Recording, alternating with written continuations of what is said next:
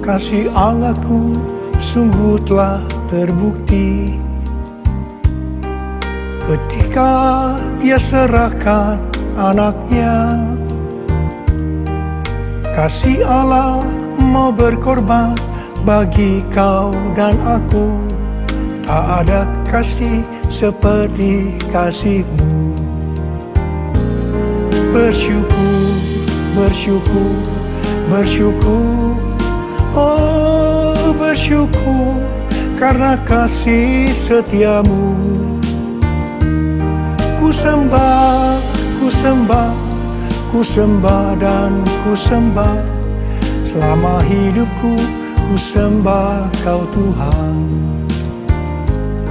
Selama hidupku ku sembah Kau Tuhan.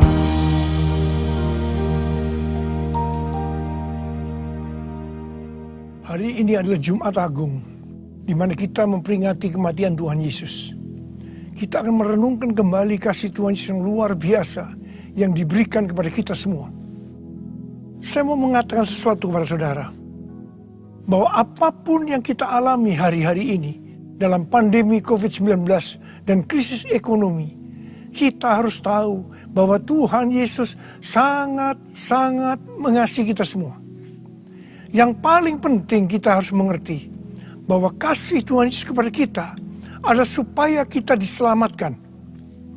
Jadi melalui segala peristiwa ini, kita harus ingat seperti yang terdapat dalam Roma 8 ayat 28 yang berkata, kita tahu sekarang bahwa Allah turut bekerja dalam segala sesuatu, baik enak maupun tidak enak, untuk mendatangkan kebaikan bagi mereka yang mengasihi Dia.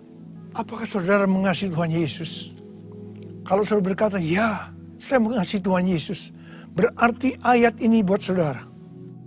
Saya percaya melalui semua yang terjadi, kita yang mengasihi Tuhan Yesus akan makin serupa dengan gambarnya. Melalui semua yang terjadi, juga mereka yang selama ini tertidur, suam-suam kuku, mati rohani akan dibangunkan kembali. Mereka akan bertobat dan minta ampun kepada Tuhan Yesus. Tuhan Yesus mengingatkan kita agar kita tidak hidup dalam ketakutan, kekhawatiran, kepanikan yang terus-menerus. Ingat bahwa hidup mati kita di tangan Tuhan. Sekali lagi, bahwa hidup mati kita di tangan Tuhan. Bukan di tangan COVID-19. Bukan di tangan krisis ekonomi. Hari-hari ini lebih banyak orang-orang yang takut kepada hal-hal yang lain ketimbang takut kepada COVID-19 itu sendiri. Hal inilah yang dikehendaki oleh iblis. Kalau hal ini berlarut-larut, maka akan lebih banyak orang yang meninggal karena ketakutan ketimbang meninggal karena COVID-19 itu sendiri. Karena itu kita harus mengingat firman Tuhan yang berkata, dalam tinggal tenang dan percaya terletak kekuatanmu. Alkitab berkata, Yesus mati karena dosa-dosa kita. Dia dikuburkan, tapi pada hari yang ketiga dia dibangkitkan. Alkitab berkata, semua orang telah berbuat dosa dan telah kehilangan kemuliaan Allah. Upah dosa ialah maut, mati kekal selama-lamanya, tempatnya di neraka. Neraka adalah tempat yang sangat mengerikan.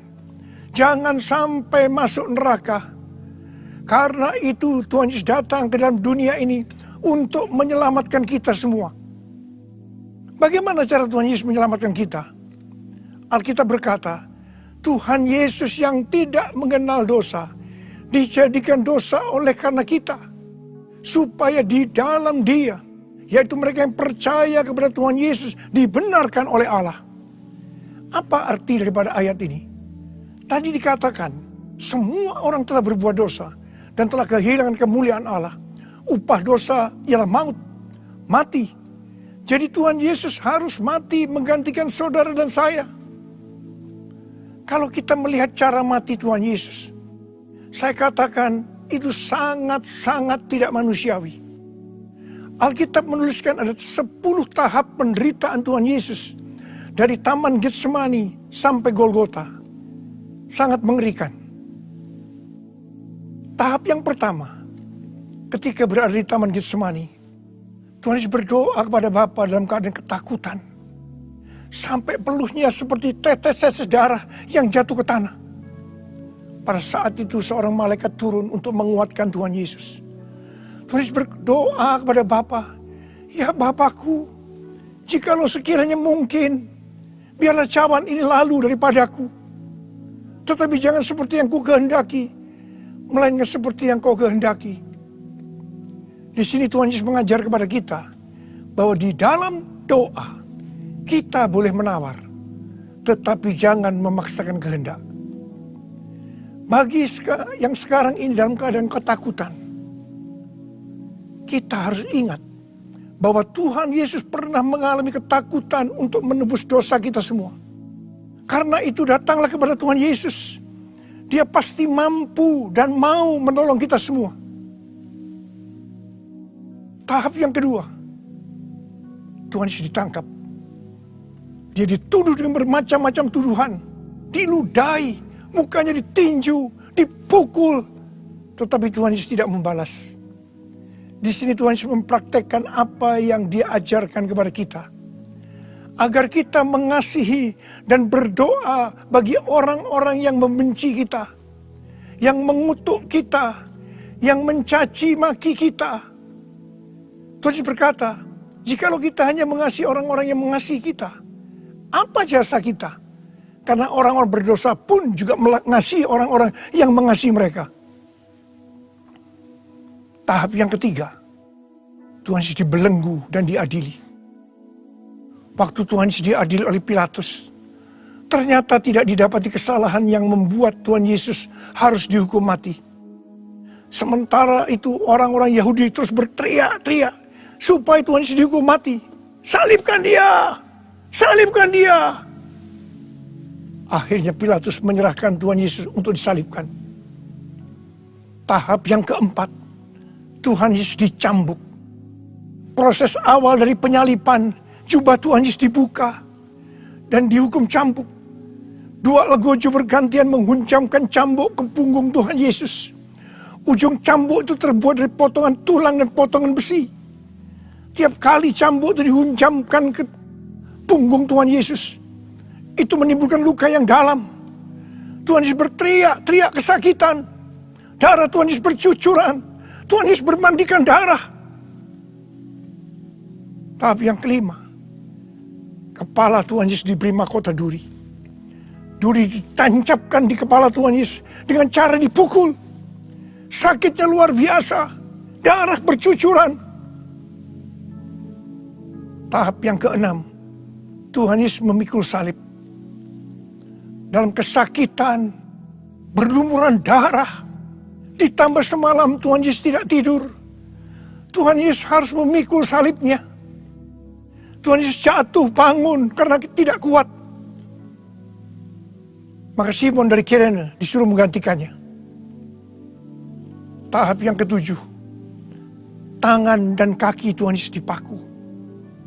Sakitnya luar biasa. Darah bercucuran. Tahap yang ke-8, Tuhan Yesus digantung di atas kayu salib. Pada saat itu Tuhan Yesus menderita secara lahir maupun batin. Secara lahir dia merasa sakit yang luar biasa di sekujur tubuhnya. Dan juga merasa karena ada cairan yang menekan jantungnya. Secara batin Tuhan Yesus menderita. Karena Tuhan Yesus melihat semua orang yang lalu lalang menghujat dia. Ahli Taurat, tua-tua, imam-imam menghujat Tuhan Yesus. Bahkan salah satu penjahat di sebelahnya juga ikut menghujat. Tahap yang ke-9, Tuhan Yesus merasa ditinggalkan oleh Bapa. Sekitar jam 12 siang sampai jam 3 petang, tiba-tiba langit di sekitar Golgota menjadi gelap. Tuhan Yesus gelisah. Dan terus Yesus berteriak, Eli, Eli, lama sabachthani. Allahku, Allahku, mengapa engkau meninggalkan aku? Tuhan Yesus merasa ditinggalkan oleh Bapa. Orang yang berdosa pada hakikatnya dipisahkan dari Bapa. Jadi untuk menebus dosa dari orang yang berdosa, maka Tuhan Yesus harus merasakan ditinggalkan oleh Bapa, dipisahkan dari Bapa. Saya percaya ini adalah puncak penderitaan Tuhan Yesus. Penderitaan lainnya tidak ada artinya dibandingkan merasa ditinggalkan oleh Bapa. Bagi saya, kalau saya tidak bisa merasakan hadirat Tuhan, itu adalah hal yang paling berat dalam hidup saya. Karena itu, saya setiap hari selalu menjaga langkah-langkah dalam hidup saya, agar saya terus mengalami hadirat Tuhan. Kalau ada dosa, harus cepat diselesaikan, supaya terus merasakan hadirat Tuhan. Saya berharap saudara juga melakukan hal yang seperti itu. Kalau ada di antara saudara yang sudah tidak bisa merasakan hadirat Tuhan, dan saudara menganggap itu biasa, saudara harus bertobat. Saya mau katakan sesuatu kepada saudara. Tidak ada yang lebih berbahagia daripada kalau kita berada dalam hadirat Tuhan. Sebab Alkitab berkata, di hadapanmu ada sukacita berlimpah-limpah. Artinya di dalam hadirat Tuhan ada sukacita, kebahagiaan yang berlimpah-limpah. Tahap yang ke-10. Tuhan Yesus berkata, sudah selesai. It is finished. Ya Bapakku, ke dalam tanganmu kuserahkan nyawaku. Tuhan Yesus mati. Pertanyaannya, mengapa Tuhan Yesus harus mati dengan cara demikian? Mengapa tidak dengan cara yang mudah? Dipenggal kepalanya, selesai. Mengapa Tuhan Yesus harus mati dengan bermandikan darah? Alkitab katakan, tanpa penumpahan darah, tidak ada pengampunan dosa. Untuk mengampuni dosa saudara, dan dosa saya, Tuhan Yesus harus mati dengan cara demikian. Selain itu, apalagi yang Alkitab katakan dengan cara mati Tuhan Yesus yang seperti itu? Yang pertama, penyakit kitalah yang ditanggungnya. Yang kedua, penderitaan kita yang dipikulnya.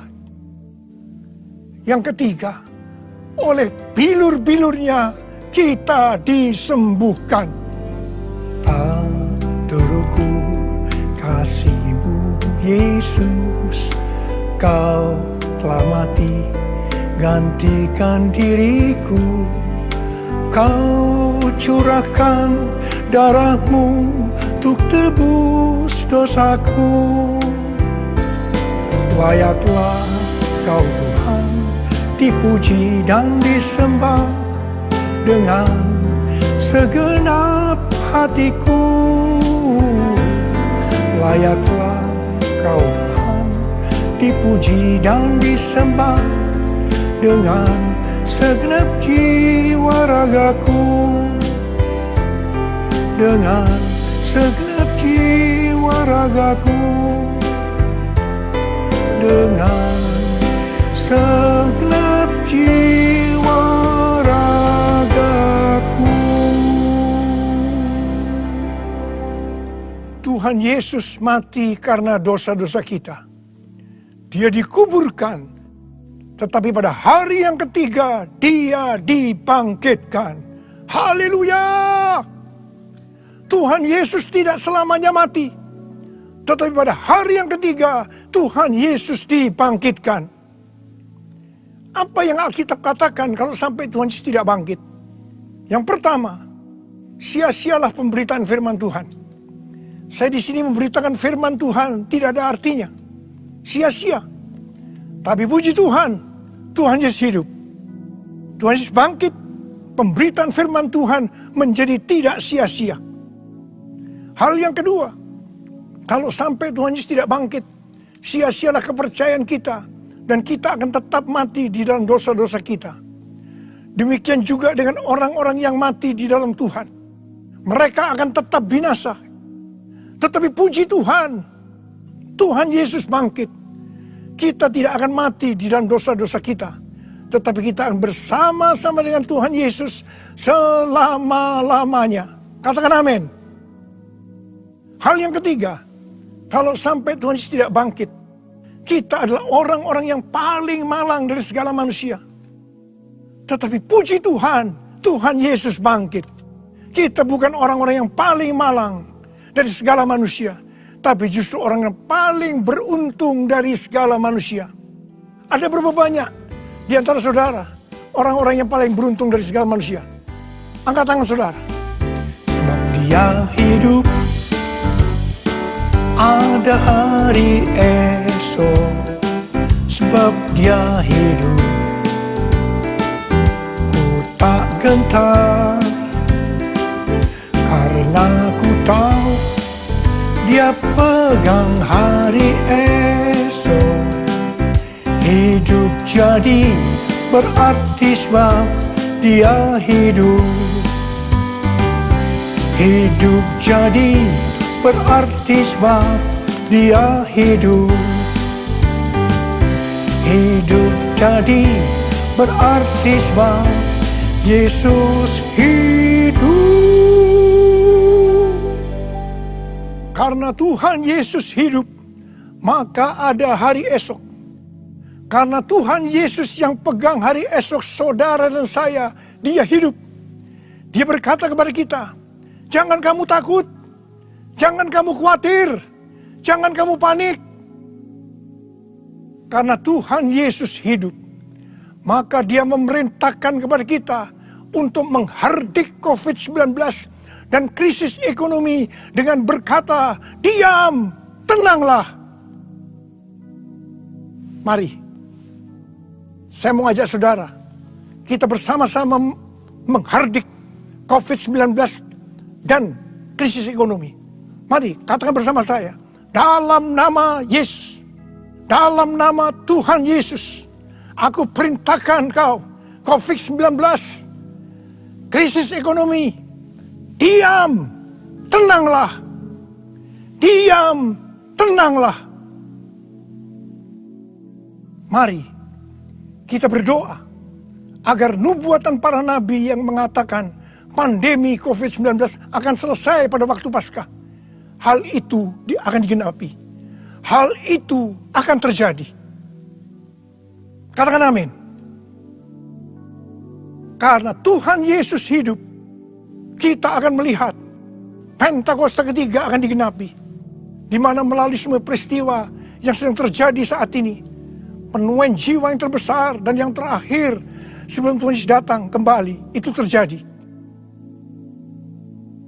Kita akan melihat bangkitnya generasi Yeremia, yaitu generasi anak-anak muda yang dipenuhi dengan Roh Kudus, cinta mati-matian kepada Tuhan Yesus, tidak kompromi terhadap dosa, dan akan memenangkan banyak jiwa. Kepada kita, orang yang sungguh-sungguh dengan Tuhan, akan diberikan kuasa untuk menyelesaikan amanat agung Tuhan Yesus. Karena Tuhan Yesus hidup, maka mujizat-mujizat yang dilakukan oleh Tuhan Yesus masih ada sampai dengan hari ini. Orang buta melihat, orang lumpuh berjalan, orang tuli mendengar, orang mati dibangkitkan, orang kusta menjadi tahir, dan kepada orang miskin diberitakan kabar baik. Karena Tuhan Yesus hidup, maka di dalam pandemi COVID-19, Tuhan menyuruh kita memperkatakan Mazmur 91. Mari, saya ajak saudara, mari kita perkatakan bersama-sama. 1, 2, 3. Orang yang duduk dalam lindungan yang maha tinggi dan bermalam dalam naungan yang maha kuasa akan berkata kepada Tuhan, tempat perlindunganku dan kubu pertahananku, Allahku yang kupercayai. Sungguh Dialah yang akan melepaskan engkau dari jerat penangkap burung, dari penyakit sampar yang busuk. Dengan kepaknya Ia akan mendudungi engkau. Di bawah sayapnya engkau akan berlindung. Kesetiaannya oleh perisai dan pagar tembok. Engkau tak usah takut terhadap kedahsyatan malam, terhadap panah yang terbang di waktu siang, terhadap penyakit sampar yang berjalan di dalam gelap, terhadap penyakit menular yang mengamuk di waktu petang. Walau 1000 orang rebah di sisimu dan 10.000 di sebelah kananmu, tetapi itu tidak akan menimpamu. Engkau hanya menontonnya dengan matamu sendiri dan melihat pembalasan terhadap orang-orang fasik. Sebab Tuhan adalah tempat perlindunganmu. Yang maha tinggi telah kau buat menjadi tempat perteduhanmu. Malapetaka tidak akan menimpa kamu, dan tulah tidak akan mendekat kepada kemahmu. Sebab malaikat-malaikatnya akan diperintahkannya kepadamu untuk menjaga engkau di segala jalanmu. Mereka akan menatang engkau di atas tangannya, supaya kakimu jangan terantuk pada batu. Singa dan ular tedung engkau langkahi. Engkau akan menginjak anak singa dan ular naga. Sungguh hatinya melekat kepadaku, maka aku akan meluputkannya. Aku akan membentenginya, sebab ia mengenal namaku. Bila ia berseru kepadaku, aku akan menjawab. Aku akan menyertai di dalam kesesakan. Aku akan meluputkannya dan memuliakannya. Dengan panjang umur akan kukenyangkan dia, dan akan kuperlihatkan kepadanya keselamatan daripadaku. Amin. Karena Tuhan Yesus hidup, Tuhan memberikan tema tahun 2020 sebagai tahun dimensi yang baru. Kita harus percaya bahwa setelah pandemi COVID-19 dan krisis ekonomi berlalu, kita akan memasuki dimensi yang baru. Di mana apa yang tidak pernah kita lihat dengan mata, tidak pernah didengar oleh telinga, dan tidak pernah timbul dalam hati, semuanya itu akan diberikan kepada orang-orang yang mengasihi Tuhan Yesus.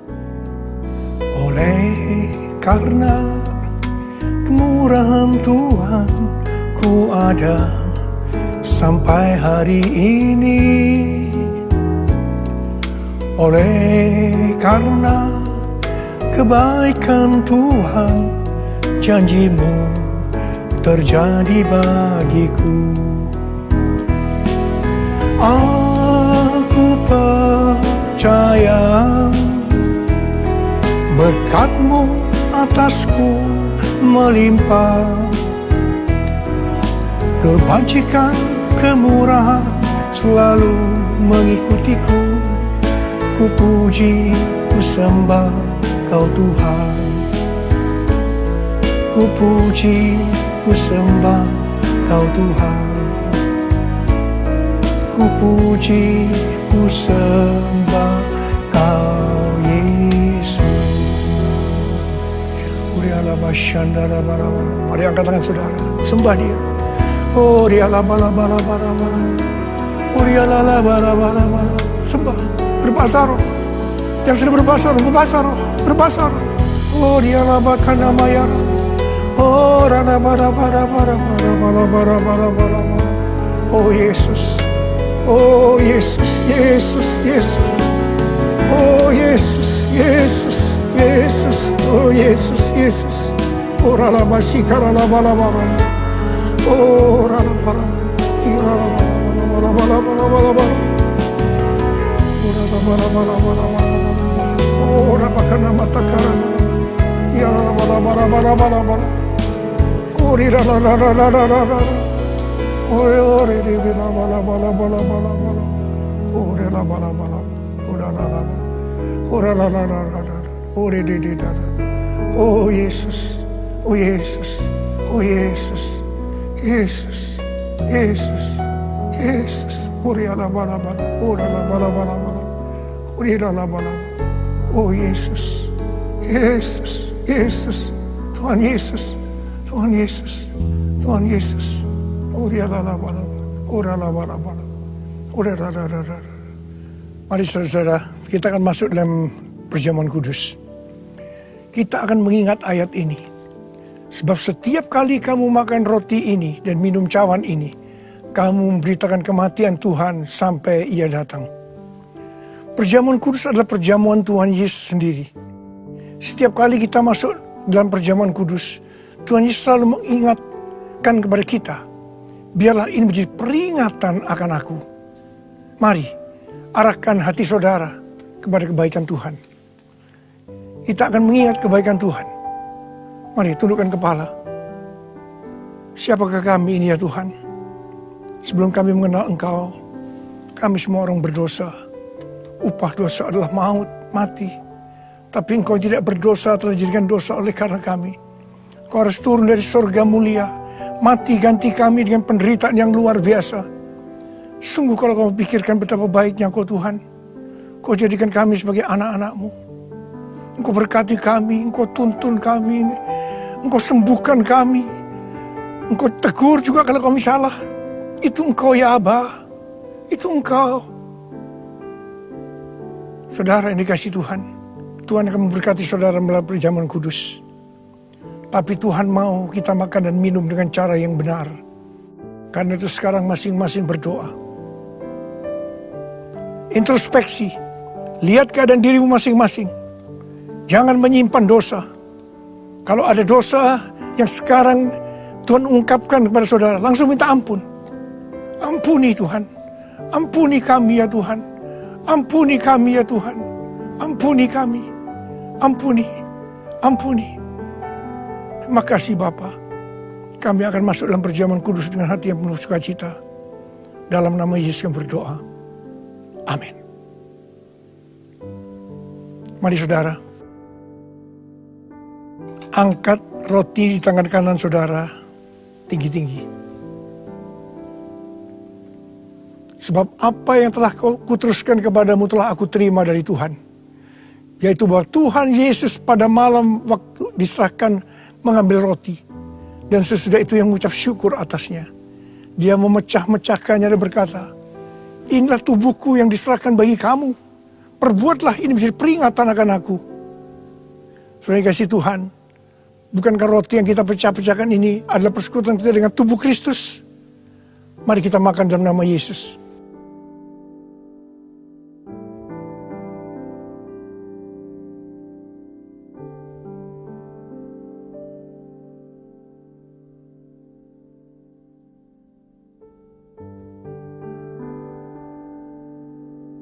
Mari, angkat cawan di tangan kanan kita tinggi-tinggi.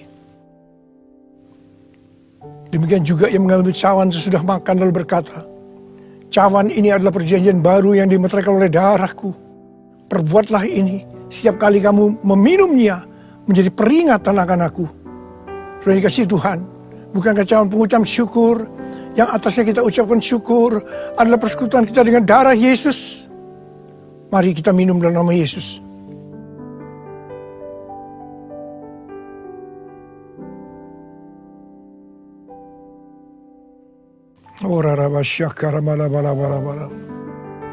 Mari, angkat tangan saudara. Ucapan syukur dengan suara. Jangan diam. Ucapkan syukur. Oh Tuhan, mengucap syukur padamu ya Tuhan. Terima kasih ya Tuhan. Buat kebaikan Tuhan. Buat kebaikan Tuhan. Terima kasih, terima kasih. Terima kasih ya Tuhan. Oh terima kasih. Mari nyanyikan lagu ini. Terima kasih Yesusku, terima kasih Yesusku. Puji syukur hanya bagi Tuhanku. Terima kasih Yesusku, terima kasih Yesusku. Puji syukur hanya bagi Tuhanku. Puji syukur hanya bagi Tuhanku. Puji syukur hanya bagi Tuhanku.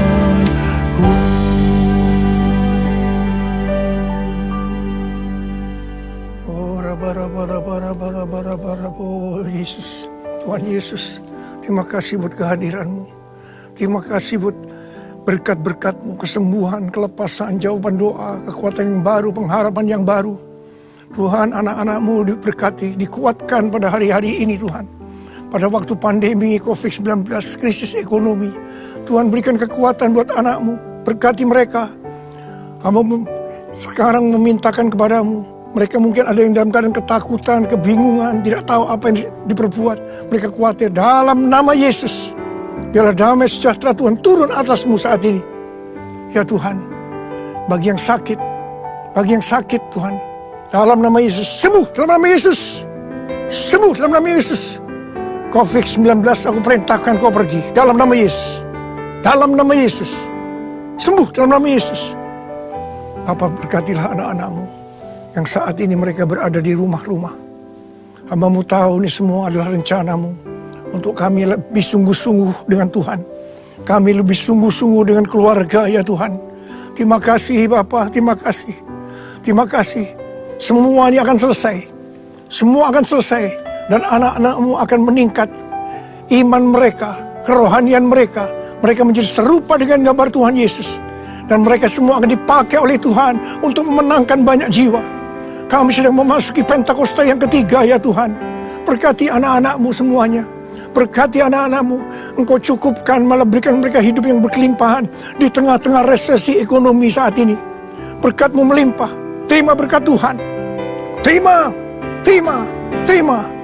Dalam nama Yesus. Amin.